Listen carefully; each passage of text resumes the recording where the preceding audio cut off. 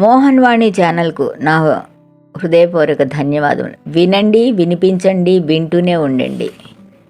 సర్దుబాటు కథ చదువుతున్నది దేశరాజు లక్ష్మీకుమారి. వ్రాసిన వారు శ్రీమతి పోతరాజు కృష్ణకుమారి.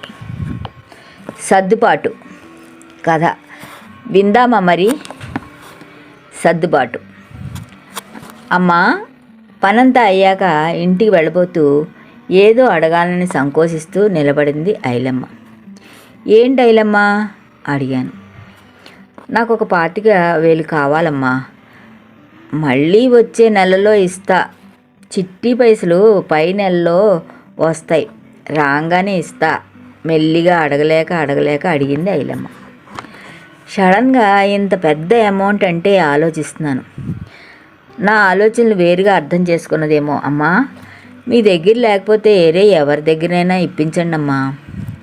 నాది సొంత ఇల్లే కదా, యాడికి పోను, కావాలంటే మిత్తి ఇస్తా ప్రాధేయపడుతున్నట్టు అడిగింది.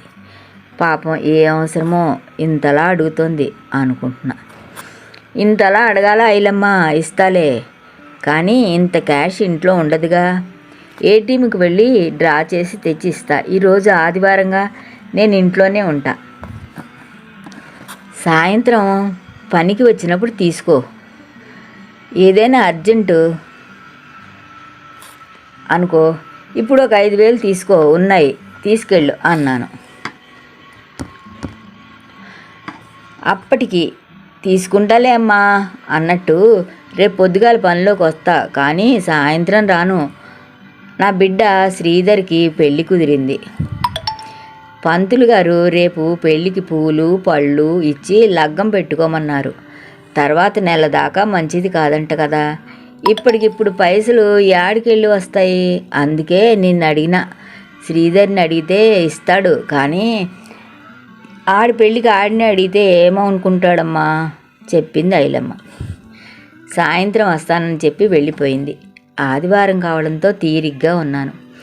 నా ఆలోచనలు ఐలమ్మ చుట్టూ తిరగసాగాయి. ఐలమ్మ వృత్తిరీత్యా చాకలి. 4 ఇళ్లల్లో గిన్నెలు కడగడం, ఇల్లు చిమ్మడం, పాచి పని చేస్తుంది. దాని భర్త రోజుకొక అపార్ట్మెంట్లో ఇస్త్రీ పట్టి పట్టుకుని బట్టలు ఇస్త్రీ చేస్తూ ఉంటాడు.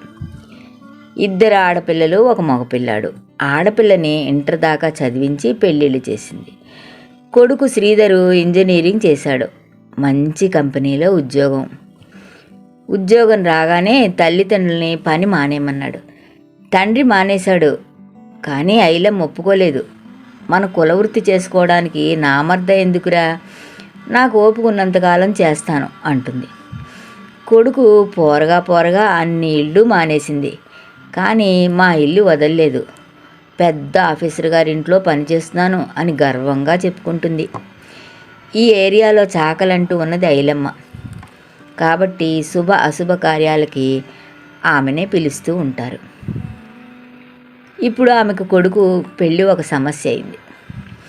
కొడుకు చదువుకున్నాడు, మంచి ఉద్యోగం, దానికి తగ్గ పిల్ల దొరకాలి.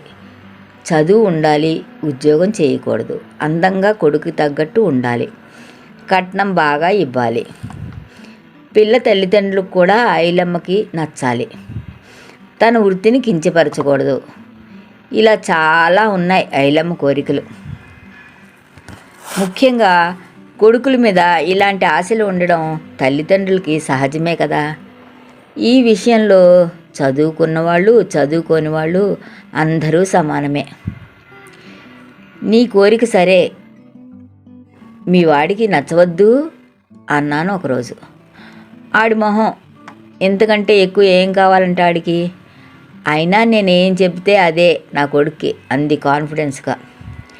చాలా చూసింది, కానీ ఐలమ్మ కోరికల్లో ఏదో ఒకటి మిస్ అయ్యేది. 1-2 అన్ని విధాలా బాగున్నా వాళ్ళకి ఐలమ్మ చేసే పని నచ్చక వదిలేశారు. ఎట్టకేలకు సంబంధం కుదిరిందనమాట. బహుశా తను అనుకున్నవన్నీ కుదిరి ఉంటాయి. తల్లి కొడుకులంటే ఐలమ్మ శ్రీధర్లా ఉండాలి.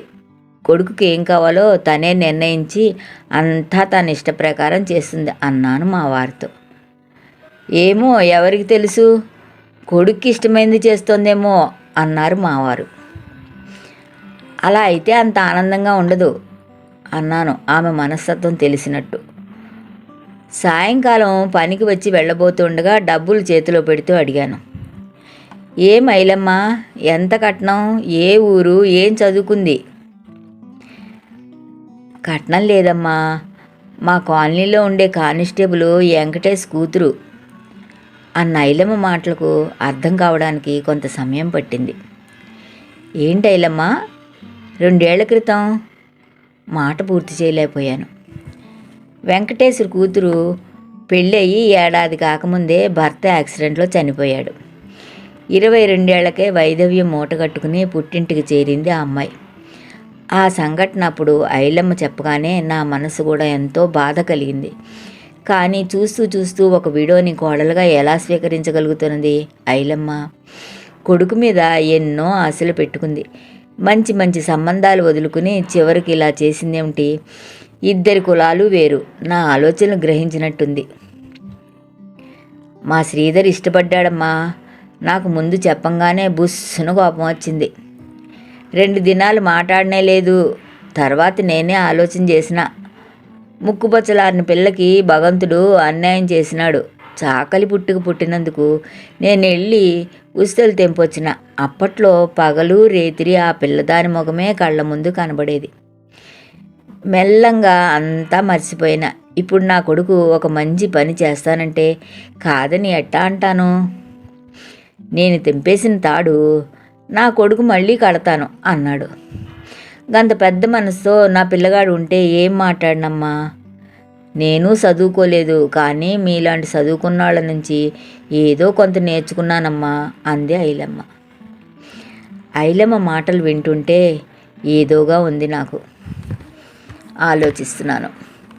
వినండి, వినిపించండి, వింటూనే ఉండండి. 2వ భాగానికి వెడదామా మరి? ఈ కథ నచ్చుతుంది మీకు. కామెంట్ బాక్స్లో కలుసుకుందాం రండి. అనగా అనగా అనగనగా మీ మోహనవాణిలో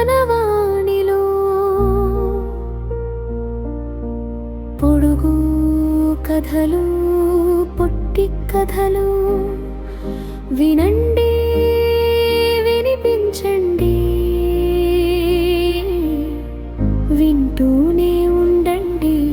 అనగా అనగా అనగనగా.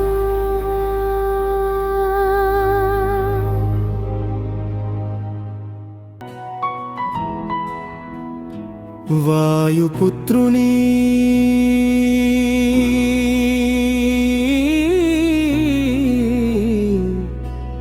రామభక్తుని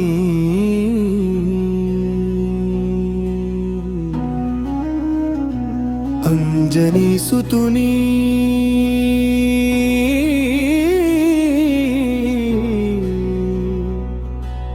చిరంజీవిని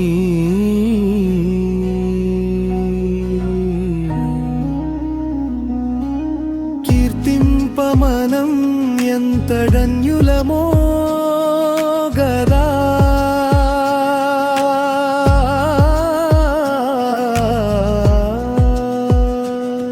సంపూర్ణ హనుమద్దివ్య చరితామృతం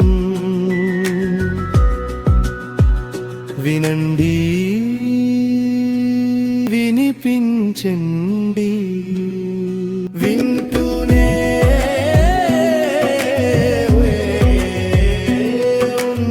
ఉండండి.